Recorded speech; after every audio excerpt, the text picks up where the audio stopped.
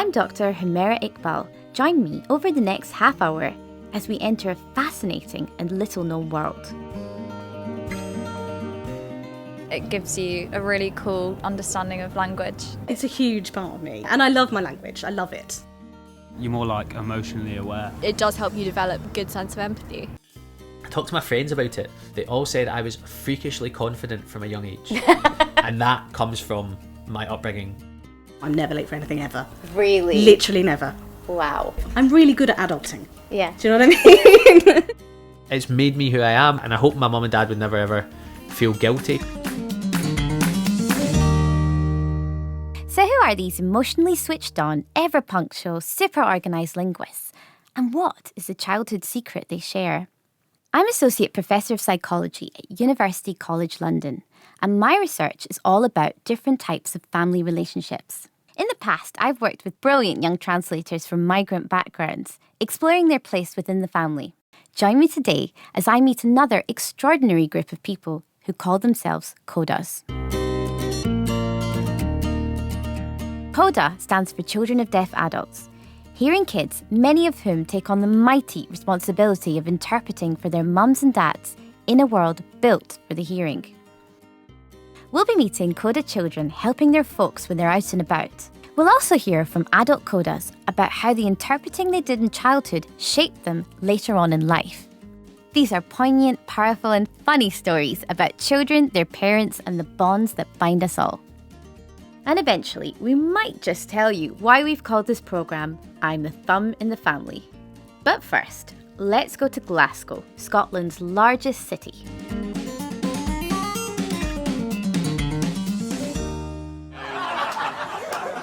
And I would never swear to my mum and dad in sign language, never. Because when I was growing up, if they caught me swearing in sign language, they would take me into the kitchen and wash my hands with soap, right? So I was never... favourite joke on the show. Oh, it's a gorgeous sunny morning here in Glasgow, which makes a nice change. And I haven't been to this neck of the woods. We're in the suburbs. I'm off to see Ray Bradshaw, who is a comedian, but also a CODA. Milk. Yes, but just a wee bit, please. Cool. Would you call yourself a stand-up comedian? If you Yeah. had to put down what was your job thing on it? Yeah, I mean that's been my main source of income for the last 10 years maybe. There you go.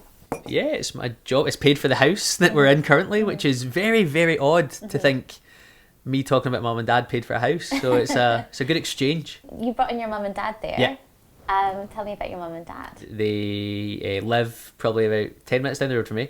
My mum and dad are both deaf. Well, my dad was born deaf, so he's profoundly deaf, communicates only through sign language, and my mum lost her hearing when she was 14 months old through measles, so she lip reads and she speaks. So yeah, my family are a big part of my life, and I've talked about them on stage, but not at the start. It was more further down the line. What was the reason for that though? Why did it take so long? I didn't want it to be a gimmick, and also everyone goes to comedy clubs. Yeah. How often do you see someone talk about something on stage and you think that's probably not true? And there's one time I was in school and it was my parents' night. And my mum had to go in a waiting emergency, so they had to find a sign language interpreter for my dad at short notice. I don't know if you ever tried to book a sign language interpreter at 2 hours' notice. It's impossible. Long story short, they asked me to go along and interpret my own parents' night. And it was amazing.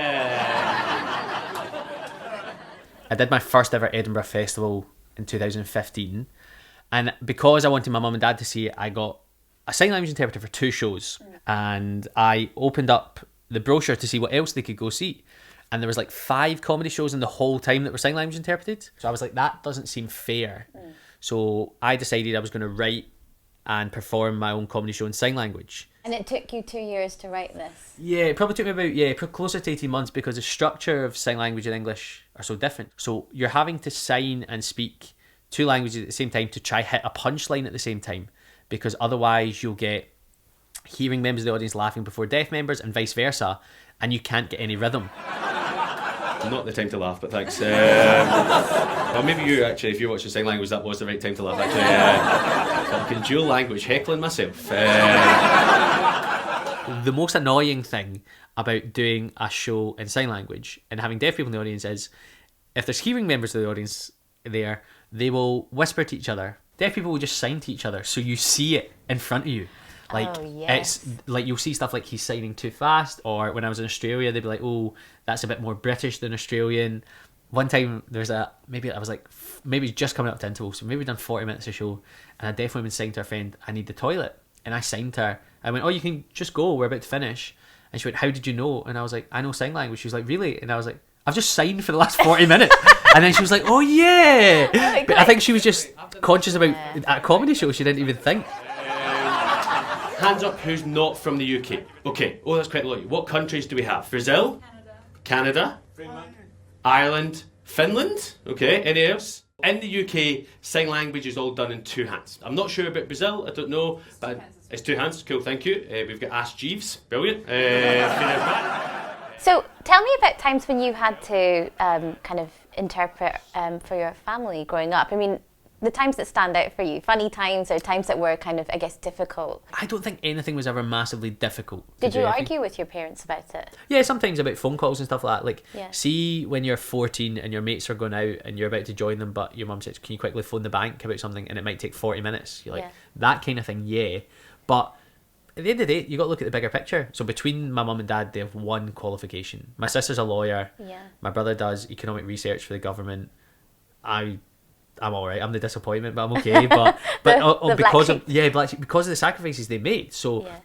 me picking up the phone every now and then is fine. But you know, some people would argue, and this gets like talked about, particularly around child welfare. Yeah. That, you know, there are some situations children should never be in. In some countries, there's been talk of banning young translators. So not quotas, but Yeah. young translators, children who translate between languages. When you're talking about people talking about child welfare, I come from a family where it would never ever get to the point where it's heavily relied on. I talked to my friends about it when I started to do the sign language show, and I was like, did you ever think I was different as a kid? They all said I was freakishly confident from a young age.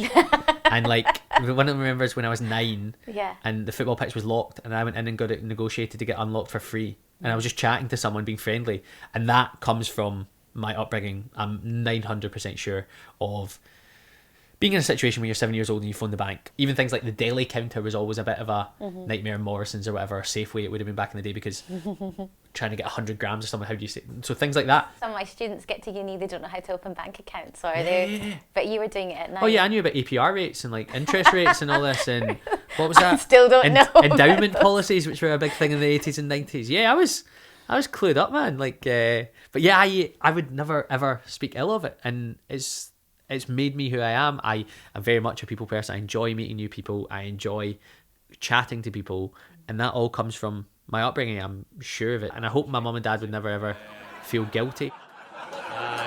So I'm doing this show in British Sign Language, BSL. What year did that become an official language in the UK, do you think? It dates back to like the 1500s. What year do you think? Have a guess. 1482. 1482. Cool. When I said it dates back to 1500s, you were like, no, I've got a year, I'm happy. Okay. Generally, I've done this show about 35 times. That's the worst answer we've had. Ray's comedy is a great form of light touch activism. He makes a compelling point about the inadequate provision of sign language interpreters. This is a real issue in hospitals, schools, and many businesses. Oh, here we are. This is flat 9. Hi, is that you, Francesca? Hello, hi. Francesca Bussey is a remarkable woman. Thank you. This Londoner's story reveals the emotional burden CODAs are forced to bear when hospitals fail to provide interpreters for their seriously ill parents. Come in. Oh, I love your space. This is a gorgeous room. Francesca grew up in a household where both parents were profoundly deaf. I'm just able to put all my plants on. I know.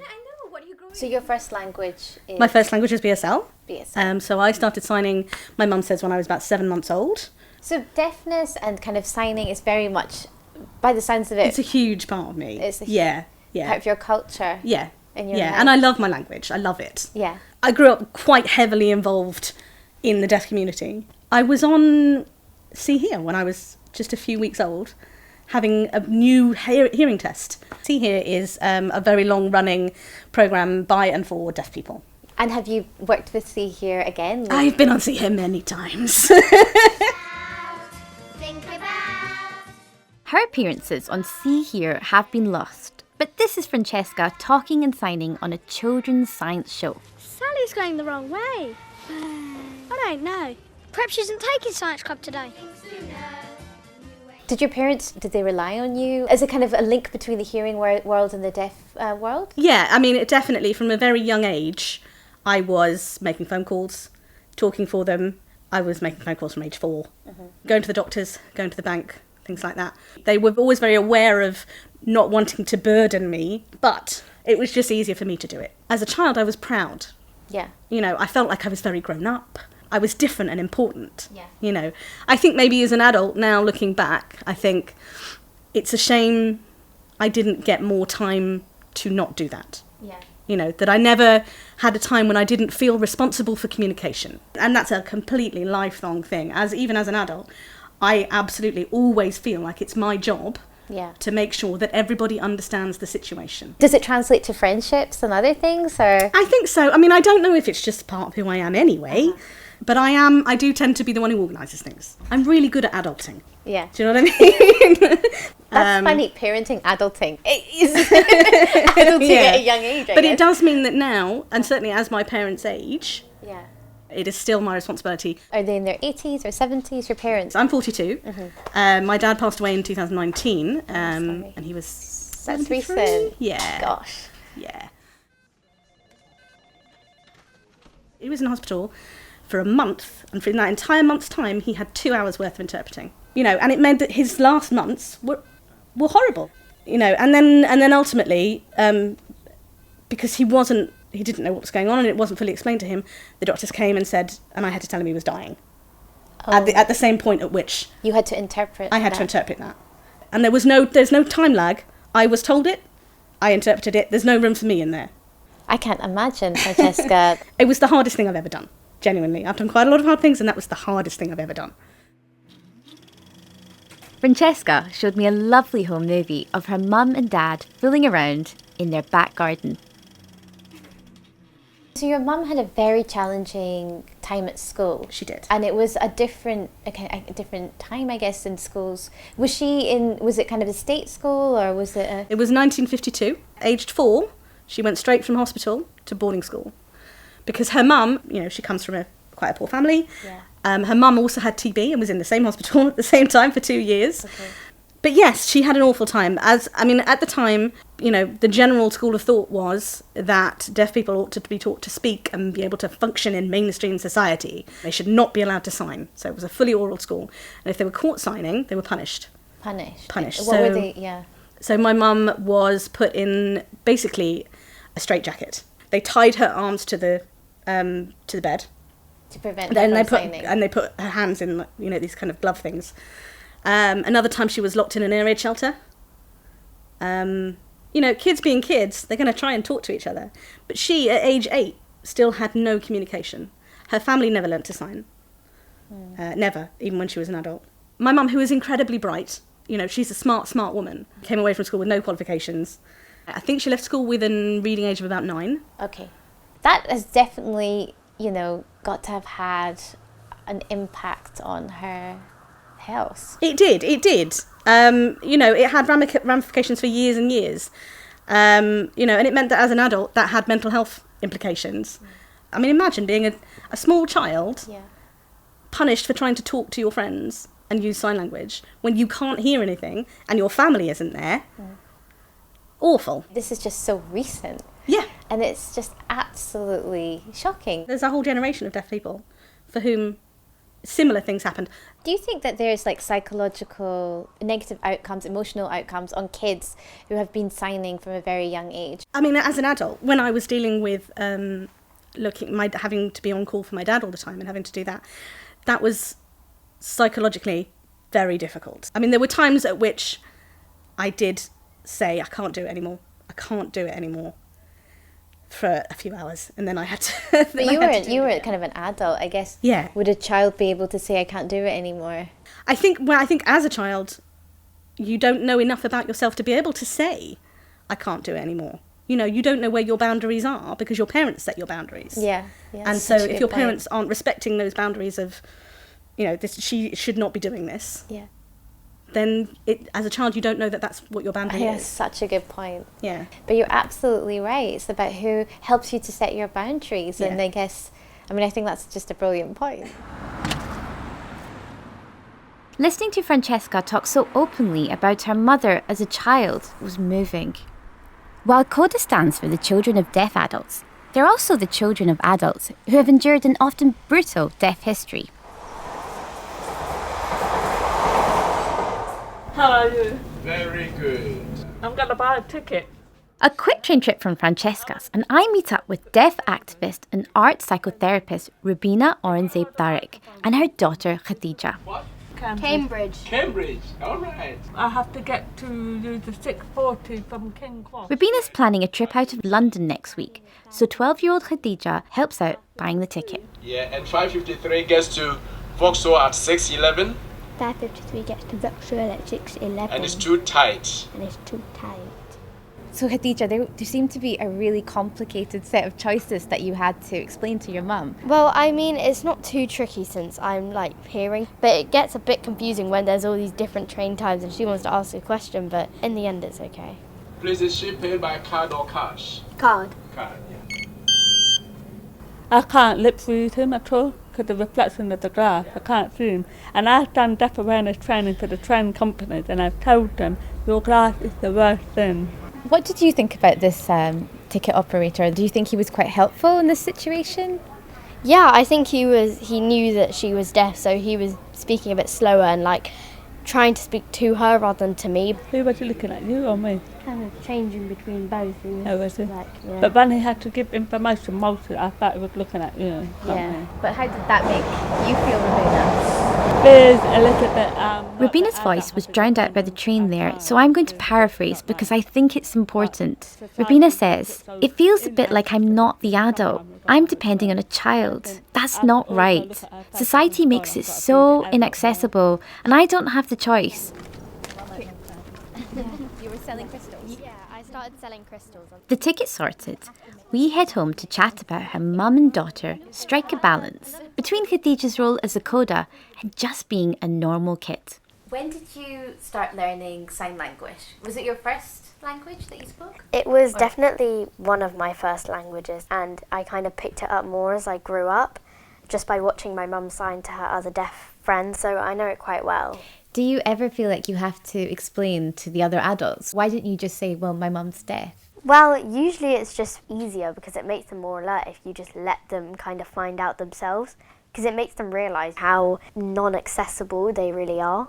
And it just makes them think about it. So you're kind of being a bit of an activist because, you're trying to get the message across to other people that there needs to be better facilities, right? Yeah, it's not that helpful that anyone's like, oh, just turn your hearing aid to the T zone. It's kind of telling them to adapt to the world rather than the world adapting to them. Can you tell me about some other times when you've had to interpret for your mum, which have been quite challenging or difficult? When, for example, we're at the doctor's and, I'm having to translate to my mum words that I don't know or conditions that I didn't know she had and, things that she needs to do and, serious things. I'm a child, I'm not educated enough in these kind of subjects. I can't be the one that's telling my mum, oh, blah, blah, blah, blah, blah. I'm speaking to you as if I'm speaking to an adult. Do you feel like you've had to grow up faster than your friends or other kids your age? Not really, because the only time when I really need to grow up is when I'm interpreting for my mum. But otherwise, my mum treats me as if I'm a child, and I still get to do all the childlike things like, play with your toys and go to theme parks and stuff like that. So it doesn't really change me too much. It feels like a burden. I feel I've given them a burden. I try to lift it off, but at the moment we still have no access to interpreters. If it's emergency, what will I do? You used the word burden, didn't you? But then I also understand that in emergency situations you have no options. I made a 999 call once my mother-in-law was ill. So I'm using my voice, but I said to them, I'm deaf, I can't hear anything, but my mother-in-law is really not well. The children are really confused what to do in this situation. It's really bad. At least we didn't go to too much detail, but it was really a difficult situation to be in. Khadija is an amazing girl, and Rubina's conflict is palpable. I'm going to start with a really random question. Our final stop is London's South Bank, where I have arranged to meet 3 CODAs in their early 20s. My name is Ella and I have deaf parents. I'm Alec, I'm 20. I'm Jemina, I'm 21. I'm CODA. Ella and Jemina are both students, and Alec an apprentice making jet engines. I got that term from like the CODA camp, because they use it a lot, don't they? The 3 of them first met when they were kids through a CODA organisation set up to allow children of deaf adults to share their experiences. What are some of the good points about being a child of a deaf adult? I'm so happy I can sign. I just think it's so cool. If you can sign, then it gives you a really cool understanding of language. Say if you saw someone else that is disabled and they need patience or something like that, you've got that patience already built in you. I'm not bothered about caring or taking time because you've already got that from a young age. You're just generally more kind of socially aware, and it does help you develop a good sense of empathy. I wondered what it would be like growing up in a deaf household. All that peace and quiet must be wonderful, right? They're even louder because we're allowed to shout and things, and then there's no like repercussions. You could shout whatever you want. There's always doors slamming and things. It's mad. And like music's always loud, isn't it? I don't know about you. Not in my house, but my parents have no concept of how loud things can be. They'll like empty the dishwasher at like 2 a.m, shovel these plates on top of each other. It makes the loudest noises. And they're like, oh, sorry, I didn't realise. My mum always says she needs hearing awareness because when she eats, she just is like slamming the fork on the plate and I'm like, please stop. Our programme is called I'm the Thumb in the Family, and we got a hot tip from Alec about the thumb and what it meant. But we've been having and speaking to different people where some people know what the thumb is and others don't. So, Alec. My understanding of what the thumb is, it's like you're the CODA that helps them the most. Usually you're the eldest, so that's why it's called the CODA thumb. I'm the oldest child, so when you're counting that on your hand, you'd count the thumb as the oldest child. So they'll be the one who kind of, I'd say, has the most responsibility, just generally because they're the oldest, more likely to be able to take on tasks such as interpreting or making phone calls and things like that. This younger generation of CODAs, while often happy to help out, also feel they have a choice over interpreting for their folks. Now I do avoid it. It's not enjoyable, it's stressful. I used to feel very heavily responsible and it wasn't good for me. I made a decision like a while ago to just say no. You do have a lot of responsibility, no matter how much your parents might not want you to have those responsibilities. Ella, what do you think about the name of our programme? You needed a snappy title, you got one. I don't know, it's hard. You're giving something a title which is so broad and varied and everyone has a completely different experience. When you told the other CODAs that you spoke to about that, what did they say to that? Younger CODAs know what the thumb is, but the less younger ones are not really aware of it. I think it's a generational thing, maybe. Yeah. I first heard about it at the CODA International Conference, so it might just be that it's more of a kind of international or American thing that's kind of spread over time. You keep talking about CODA Camp, and it seems like it's something that's very important to you. So I wanted to know more about CODA Camp and the CODA organisation that you're a part of, CODA UK. Every year we usually have kind of an activity camp that runs over a weekend. We have CODA talks, which are usually we'll sit around a bonfire and kind of just, we have cue cards which will ask questions about what's the best thing about having deaf parents, or whether there are kind of things about their personality that might be linked to their CODA-ness. It also must be really fun. I'm really glad I did it. It probably really boosted my confidence looking back, meeting people who also had deaf parents. Like that's super important. I remember feeling really, I used to feel really embarrassed actually, like when I was in primary school. Over recent years, that's kind of fizzled. It varies how much you identify with and how much you gain from being part of a labelled community. You know, it's really easy to get along with other CODAs mostly. I think you do have this one massive thing in common and you do share a lot of these life experiences, which is why it's really easy to be relaxed around other CODAs and kind of, have fun.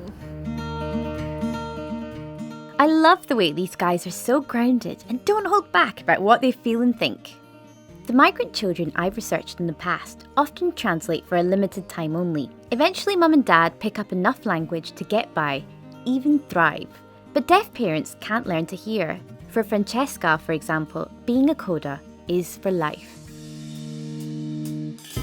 But it's clear listening to younger CODAs, growing deaf awareness is making a difference. Deaf parents today have access to better education, and communication technology makes parents less reliant on their kids for mundane interpreting tasks. It's amazing how a childhood interpreting engenders other qualities. Ray's freakish confidence, Francesca's insight in adulting, Khadija's impressive articulacy. What codists do is not just mechanical like Google Translate, but emotional work forging strong bonds between parents and children. I've been so impressed by the people emerging from this labour of love. You've been listening to I'm the Thumb in the Family on the BBC World Service with me, Dr. Humera Iqbal. The producer is David Reed.